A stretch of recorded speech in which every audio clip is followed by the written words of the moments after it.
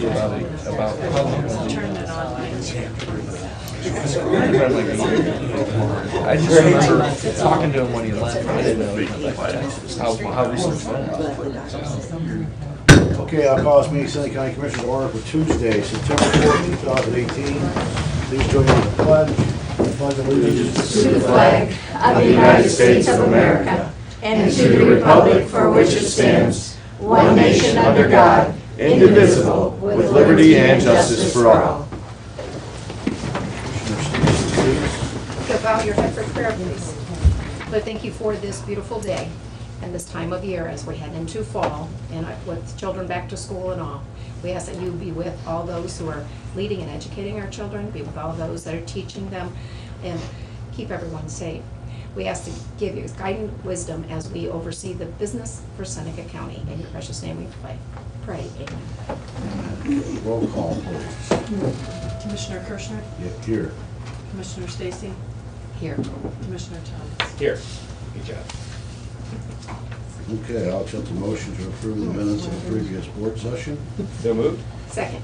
Roll call, please. Commissioner Thomas? Yes. Commissioner Stacy? Yes. Commissioner Kirschner? Yes. Okay, any adjustments to the agenda? I have a representative from Dennis Township here who would like to make a presentation. I guess I will mention the behind the facade tour. Just updating this. Facade tour, okay. Okay, so let us begin with Fostoria Economic Development. We have some folks here representing Fostoria.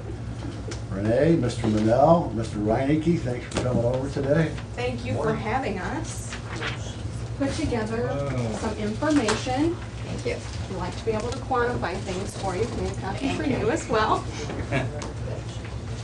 So first of all, thank you for having us. I do have Ford Manel from the Manel Milling Company here with me. He is also president of the FEDC board, and Tom Reineke from Reineke Family Dealerships, who is vice president of the board.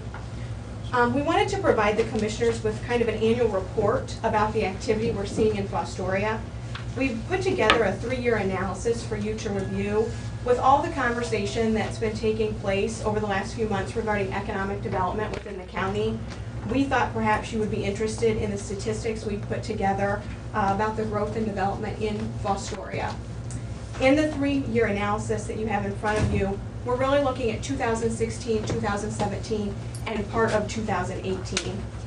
You'll see in the first 3 pages, each year is broken down with a graph listing some of the major projects each year with a snapshot of the overall development numbers for 2016, 17, and part of 2018. For 2016, you'll see that new jobs created was 146, jobs retained was 1,186, and we had $62.7 million in new investment and approximately $6 million in new payroll. You can see a few of our major projects were the attraction of the South Korean company Knox US, which was a $32 million investment, as well as the Manel Milling Company, which had a $16.5 million investment. 2016 was also the year we put up our spec building, which ultimately led to Trevs in 2017. If you look at 2017, you'll see 336 new jobs created, 1,313 retained, 59 million in new investment, and about 4.5 million in new payroll. For 2017, a few of the major projects listed are Trevs, which was an $11.4 million project, as well as Manel Milling with a $32.5 million investment with the construction of their new mill. You'll also see we've included 2 major projects for 2018. Project Jameson and Project Celtic are what we call them. Between just those 2 projects, we have $55 million in new investment. Project Jameson, this involves the construction of a 200,000 square foot building, and it will be about a $30 million investment, and that's going on the corner of Weaver Road and State Route 12. And you will actually see they have been surveying and things like that, so that is moving forward. And then as Project Celtic, that is an existing company currently undergoing a 2-fold expansion, which will create an additional 75 jobs and will be an investment of around $25 million. So The following 3 pages are photographs and some specific project information in case you're ever asked or just curious. The last page provides a few other items that we wanted to highlight that we are and have been working on at the office, which we feel directly benefits the county, including the grants writing done through our office, which in 2016 and 2017 alone brought in $4.9 million. And that included the initial seed funding for the land bank. And we do a lot of work with the land bank as well, as I know you're all aware. Both of those items directly benefit the county as a whole. And I did want to mention that with the Jobs Fostoria campaign, which is talked about, a portion of that campaign has been highlight videos. We had 4 initial videos about local companies produced 30 seconds. They have been viewed well over 100,000 times since we put them out there. And we think that this is a great marketing campaign for not only the featured companies, but for the county as it shows the diverse employment opportunities in Seneca County. So we at FEDC, we're proud and excited with the amount of activity we've seen over the last few years, as well as the work that we are currently undertaking. I know Commissioner Stacy is aware of this, but our FEDC office consists of myself and an administrative assistant that we share with the Chamber of Commerce. So we've been having some discussion at the executive board level, and we have decided that it's time to add a full-time person to help with the additional workload. We have begun advertising for a planning and development manager to help with the success and growth that we're experiencing. And the goal being to take some of the existing workload off of me so we can continue to actively work on projects and some new opportunities. With all the information that I shared with you today, and as you continue to have discussions regarding economic development in Seneca County, we would ask that you keep FEDC in mind as we feel that we're contributing heavily to the industrial growth in the county. We would like to keep dialogue open, and as you look to the 2019 budget, we would like to request $30,000 from the Seneca County Commissioners, because we would. But you currently provide us a little over $8,000 a year, which we greatly appreciate. But with the additional money that we're requesting, it would help us pay for part of the salary of the new person, and then FEDC would pay the additional. And we also think we could use it to do some more video production, some things like that, but different things that would benefit the county as a whole. We're not asking for a decision to be made today, unless you really want to, but just as conversations are ongoing, that you would just keep that in mind. We would really appreciate it. And if you need any additional information from us, please let me know, or if you have any questions as you review the information that was provided, please reach out, or you could reach out to these gentlemen. But with that, I know I really appreciate your time this morning, and if you have any questions, you can let me know. Renee, are you taking any administrative fees from the land bank at this point? We have yet to get any of the administrative fees for the land bank. Okay. We have started to apply for the reimbursements, but those initial reimbursements are taking, 30 to 60 days, so we have gotten no money thus far for any of that. Could you have any projection as to what type of income you might receive by handling the land bank? It's hard to tell because it's 10% of the overall cost, and so far our costs have been incredibly low for the demolitions. I mean, your average cost in some communities is up to $25,000. Our average cost is between $7,000 and $9,000 for these demolitions, so it's pretty low. Okay. I really appreciate your work on the land bank. That's been amazing. So kudos. I mean, you were all the way over in Attica working on a project, and so I really do appreciate that. The Jobs Ohio, do you guys interact with them on these projects? Yes, heavily with Jobs Ohio and Regional Growth Partnership. Okay, can you tell me a little bit about how that works, the Jobs Ohio stuff? Are there incentive packages, or what's going on? That's what we work with them on. If we have a project like Project Celtic or Project Jameson, we bring in RGP and Jobs Ohio, and they help us incentivize those companies to hopefully locate here. Okay. And they have been involved in both of those projects, and they were actively involved with Trevs and Knox as well. Do you have any kind of a dollar amount that you know of for any of those projects as far as what the incentive packages were to get those companies to locate? It varies from project to project.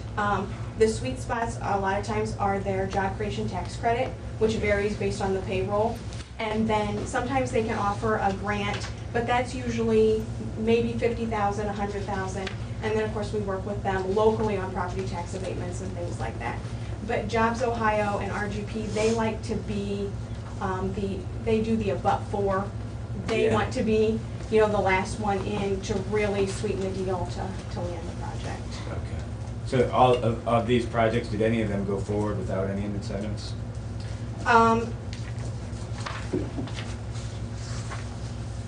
ProMedica, the Manel, I don't think, Manel, did you use Jobs Ohio? No, we didn't use Jobs Ohio. We utilized a Port Authority Yeah. bond financing program, but didn't use state incentive dollars. But the big ones, Knox, Trevs, Project Jameson, Project Celtic, they are all utilizing state incentives. And locally, tax abatement? Some have not. Yeah. Okay. Yes. All right. Good. Thank you. I got a question, I got a question for your two guests. That we Go ahead. Yeah, put them on this. The backup? The backup. Just as two of the larger employers in Fostoria, and with what the unemployment stance has been, it's been kind of a job seekers market out there and so forth. Can you express a little bit about the impact that the Fostoria Jobs, am I saying right? Jobs Fostoria? Jobs Fostoria. Jobs Fostoria has done. That is the site, website, social media? Facebook. Facebook, social Yep. media site for, you can post jobs there as well as, that's all for the employer to post positions? Mhm. Or is it both? Well, it's both. We have people, the HR people from Reineke or Manel can go out there and post, but someone driving along county line and sees a Help Wanted sign can post something as well. Okay. But we found we have a lot of people that don't know where to look for jobs. And so we thought we'd create a one-stop shop, and we can direct anybody that's looking for employment to that page, and it's all right there. And we've seen a tremendous increase in activity on that page, and we have heard, I don't want to speak for them, but I know we've heard from other employers like Morgan and Callie's, and it's really helped them. I'm just curious, as from the perspective of people, obviously you hire a lot of people, and how you feel that's helping combat the problem of, are there enough people out there for all these jobs? Which we, Yep. certainly want people to move to the area. I can speak for our organization. We've had a lot of luck between working with the Learning Center and working with the Jobs Fostoria. When we completed the expansion of the new mill in Fostoria, we had 20 jobs to fill in a relatively tight timeline. We ran an open house at the Learning Center advertising through Jobs Fostoria, and we had 125 people show up for applications, and then we were interviewing right on site, and so we were able to fill those roles pretty quickly. So we have to look at this from a jobs perspective. It's the quality of the jobs we're looking at also. Oftentimes we can get the $9 and $10 an hour jobs pretty readily, or people offering those.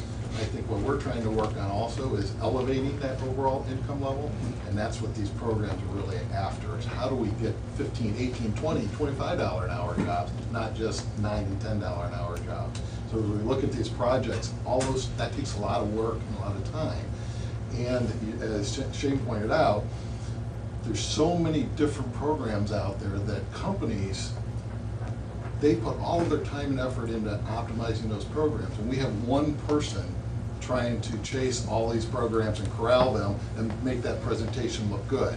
So when Renee talks about this and we look at all the different opportunities for job opportunities, make sure that we have enough manpower to really chase them. So that's what we're asking for. I don't know if I've answered your question No, it does. specifically. So.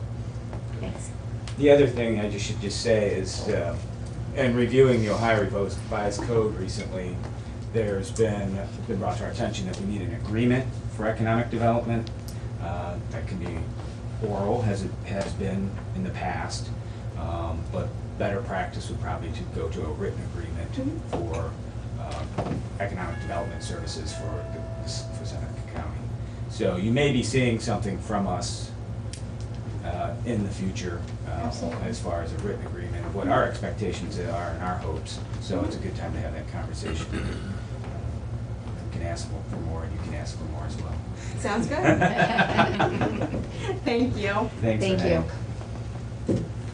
Renee, Mr. Manel, Mr. Reinick, thanks for being here today, we appreciate it. Okay, under all business, we have 108 Jefferson Street. Yeah, Yeah, so we're about to the point where we're going to be vacating that in the near future. So we've got 2 months maybe until funeral probate's out completely. And so just to set those expectations and get people prepared for what the final outcome might be with that building, I thought it'd be good if we had a timeline to have an auction on this property. And maybe plan some open house opportunities for people who might want to redevelop that property. And, you know, if we want to go further, maybe put some marketing material together as far as, you know, what the existing floor plans are, the age of the roof, critical data that we would want to share. I think that's probably the best way to optimize the outcome with that facility, to get accurate information out on the street and then set an auction in March or whatever, and then work backwards for having, you know, a series of open houses so that developers, redevelopers can look at that and have all the actual information that they may need available. So we don't really have the luxury of working with a realtor, I don't believe, for the sale and have them develop it and market it.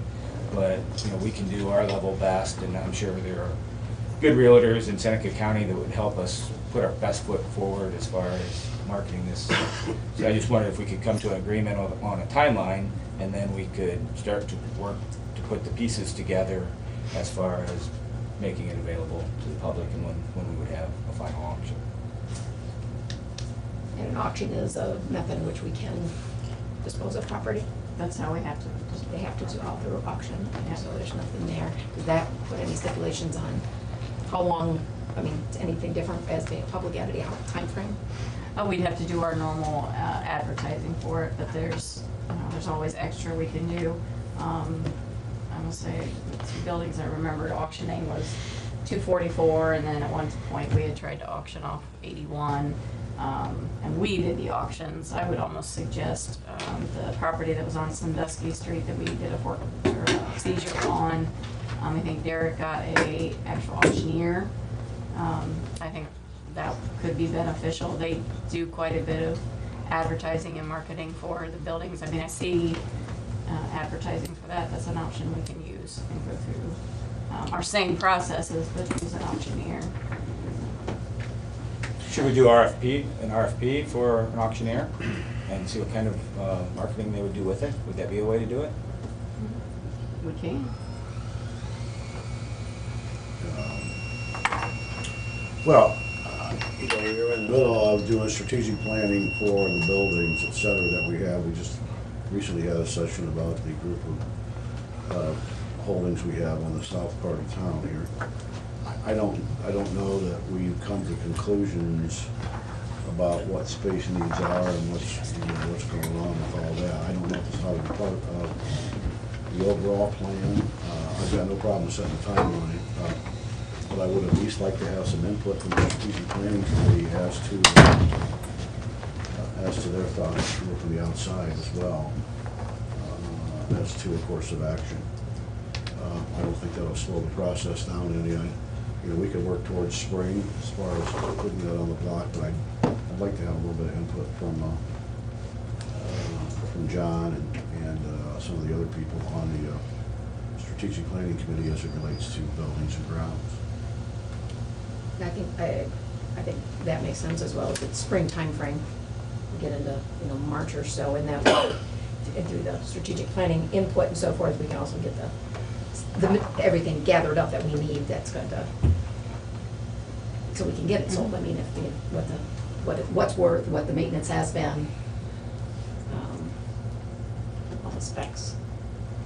So I think we can start moving forward instead of, you know, work backwards, and if that changes, it changes. So I don't know if March is too aggressive or not, but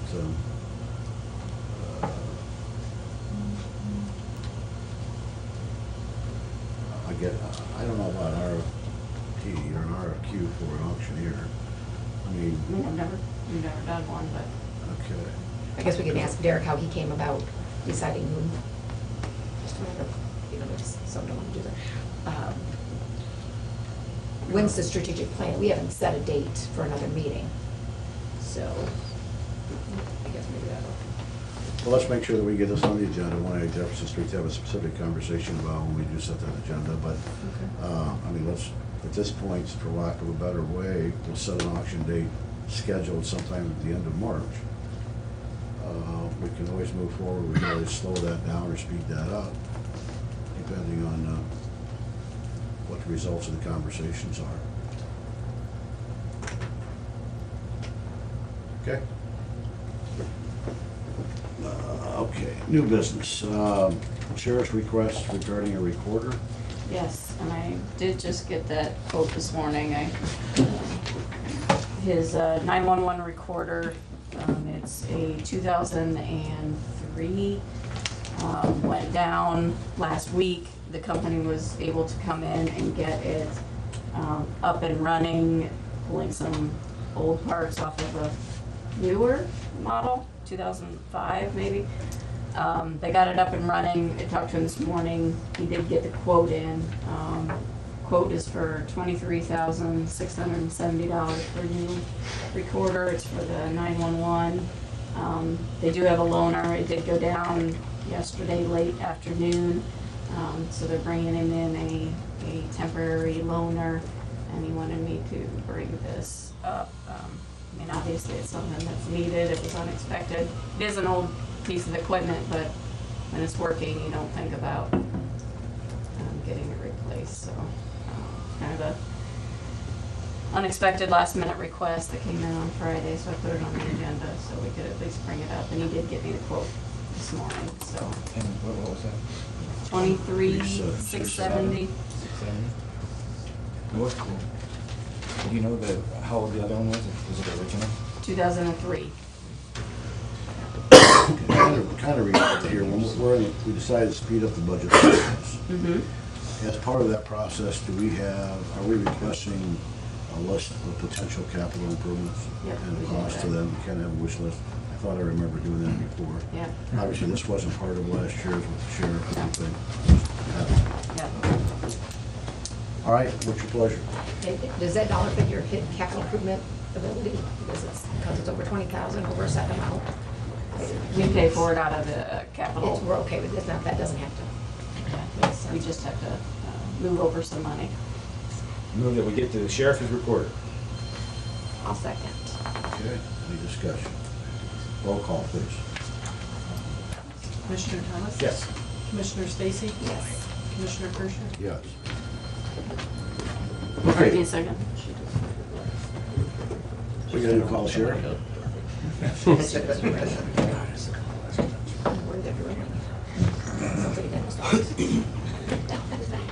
Okay, we can do this next discussion. Sharing station, the citizen came up with the idea of putting a station, some stations across the county, that it would be about the size, if you can envision, of a phone booth. Most everybody's old enough to remember a phone booth, maybe some aren't.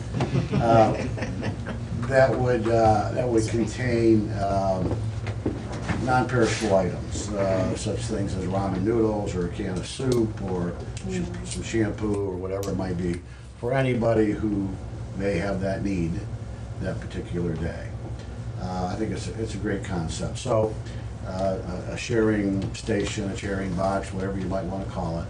We're talking about a beta site of this lot. We want to have it someplace that is accessible and lit, for the evening, and yet someplace where you don't have to, be in the general public, so to speak, going in and out of it. So it's tucked away enough that people can feel comfortable by trying it. So, my question is whether or not we could use this as a beta site. I'm not even sure we're on block underneath some light switch, I suppose.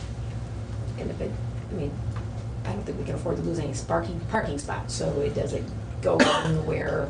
Is there some corners to that lot, maybe the way it's I'd have to talk to striped out, John that there's about some that. I'm space? not sure. I'm thinking maybe even up near the bike rack here someplace, or, possibly at the corner of the back of the lot.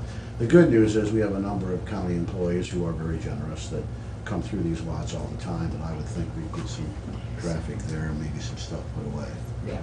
All day long, there's activity in this area.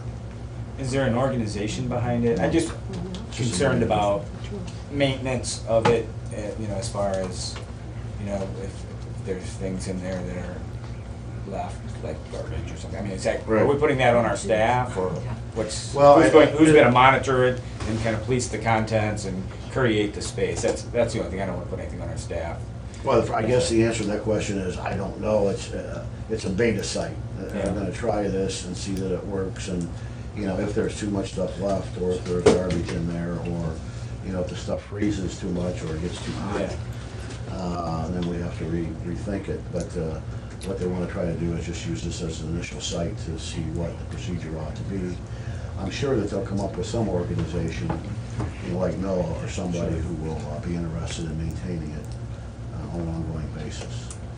Yeah, I mean, I'm content to let that happen, just as long as you get some kind of agreement, either orally or in writing, that, you know, they're going to check it weekly or monitor it, or, you know, clean up after it, or whatever the requirements are. I mean, if it works, maybe we've created something interesting. If not, we'll make it go away. But I just don't want it to become unsightly or a dumping spot or something. Okay, we'll have to move forward with it, and I'll keep you up to date as far as what the progress is. Okay, IT Advisory Committee. Yeah, I wanted to put this on the agenda. Through our strategic planning committee, we have an IT committee, a branch of that for communications.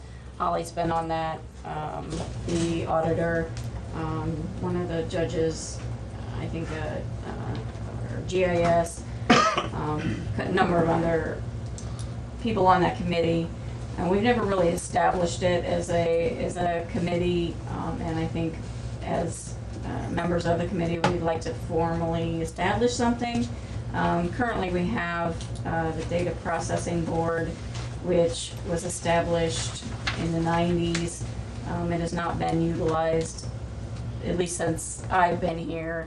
And you know, obviously, it's an old revised code. It talks about old school data processing, so we want to go more towards the IT, and like we do with our Health Insurance Advisory Committee, I thought if we called this, or do an IT Advisory Committee, just to have some of the same players that are currently on the committee, just have a formal seat at the table, just to look at the future, develop, and then bring back to the commissioners for, you know, having some recommendations and stuff.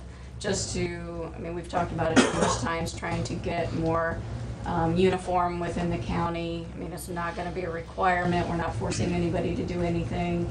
It's just getting some of these elected officials and departments together to talk about some of their concerns, some of their, you know, I know Julie come in and asked about a server at one point, and I think she, you know, probably has talked about some computers that were going bad. So it's just getting some of these elected officials together to do some recommendations for the board, instead of everybody doing their own thing. They still have a right to, if it's in their budget and they want to do that, but just trying to formally set up a committee for this, and just Who currently sits on the IT committee? IT committee, it's Commissioner Stacy, me, Julie Atkins, the auditor, Jake, Buckeye IT Services, Judge Kelbley, the sheriff, I think EMS and EMA was on it, but since we geared more away from the radio side of communications, we kind of took them kind of back off of that, and if we get back into more of that side of the communications, obviously we can include them back in. It was talked about, I think, at our last IT committee meeting, including maybe, you know, the clerk of court. She hasn't been on it, but Judge Kelbley's been here, and I think that's all. Alex, our GIS, he's on that committee. So this committee will report to the board, or will report to strategic planning? Well, it'd be to the board, but we would discuss everything at our strategic planning committee. That's kind of how this group got kind of put together, was through the strategic planning. And we've brought things to the board before, the fiber and different projects that we've been doing, but we just thought maybe officially designating some of the members and making sure everybody understands that it's an advisory committee. It's not you know, not telling the elected officials what they need to do. It's just trying to get some uniformity within all the departments. Commissioners have put investment in to the data center at the Justice Center, and we want to look to that future and use that to the county's benefit and hopefully, not want to say reduce costs, but consolidate, get rid of so many. And it's been the process in which we've been operating, we just didn't have it formalized. Right. And I think we need to do that, and it works well with that Health Advisory Committee as well, if nothing else, for that equal distribution of representation. You know, so we know it's not just folks downtown, it's not just folks, you know, it's all departments got some representation on it. They know they can, you know, we can vet through ideas and so forth and cover a good way the population of the county feels on issues and so forth. But I just think we need to have something, things we haven't used the data board and that kind of stuff. This is the way we've been operating, so we have to formalize it. Okay, any objections? No. Okay, move forward. Let's talk about the facade tour. Oh, just I'll mention, I did get an email off on, I think on Friday, to everyone in the building, but we were asked by the Tiffin Historic Trust to be part of their Behind the Facade tour that they're doing in conjunction with Heritage Festival Weekend. On that Sunday, it's from 2 to 5 for 3 hours. And we had agreed several meetings back, I don't know if it was a month and a half ago, with a couple judges here that we'd be okay with doing that. We, meaning from this office, however, Stacy and I and John or whoever is able to be around to be hands on deck to take groups through. They'll be guided through only in the public areas that the public is in now. And if any of the tenants that we have in the building want to be there to talk about their area, fine. If not, we will cover that and get things through. But it is they take donations. It's listed in their publicity. Their newsletter went out last week. So the information's out there and so forth. Just wanted to once again mention it here formally for the record. September 16th. Sunday, September 16th, And what time do the tours begin again? 2 o'clock. Okay. We have a representative from Venice Township here. Yes, Yes, sir. Brett Myers, Venice Township trustee. I just want to present a resolution that was passed August 27, 18, resolution 2018-9, be it resolved by the Township Trustees of Venice to publicly honor the concerns of the citizens of the township in opposition to the wind projects. In cooperation with this stance, we respectfully ask Senate County Commissioners to rescind the alternate energy zone designation. Thank you. We'll make that part of the minutes. Thank you. Thanks for being here. Thanks for what you do with the townships. Appreciate it. Okay. The next item on the agenda then is the resolution to intervene in the wind project. Yeah, so we've got our new attorney on board, and his recommendation is that we file a formal motion to intervene. Then it's kind of belt and suspenders. We're already listed as a party according to the Ohio Siting Board site, but you know, just from a belt and suspenders standpoint, having a formal motion to intervene seemed to make sense to him, and so that's what I'm asking for today. You know, we're going to certainly have some interest in following the developments there as it relates to the roads and whatnot. So to be a formal party, I think that makes sense. And so again, you know, Derek's advice to us was that we were automatically a party, but we just want to make sure that we have the right to go down and intervene if we see the cost. Does that motion include hiring the law firm? I thought we made that motion last week. Yeah, we did the law firm stuff last week. We did hire the law firm. Yeah. Okay.